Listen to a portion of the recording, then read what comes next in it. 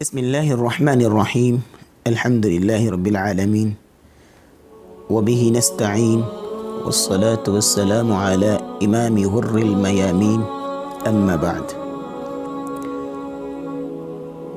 रसूलुल्लाह सल्लल्लाहु अलैहि वसल्लम ने फरमाया, हज़रत अब्दुल्लाह इब्न मसऊद रज़ियल्लाहु तआला अन्हु रिवायत करते हैं, सिबाबुल मुस्लिमी फुसूक़ुन व क़ितालुहु कुफ़्रुन।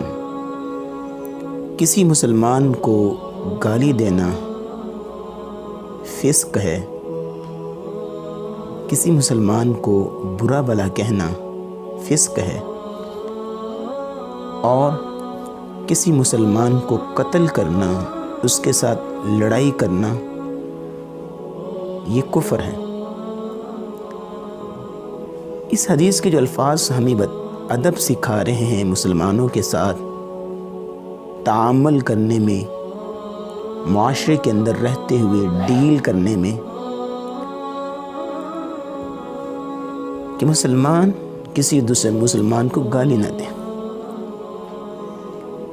और जो इंसान गाली देता है किसी मुसलमान को, उसका मतलब है कि उसने फ़िस्क़ किया है, यानी अल्लाह की नाफरमानी की है।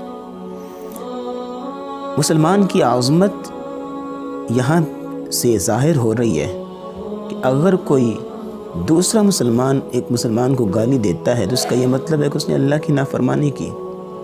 वक़ितालुहु कुफ़्र, और दूसरे मुसलमान को कत्ल करना अल्लाह के साथ कुफ़्र करने के मुतरादिफ है।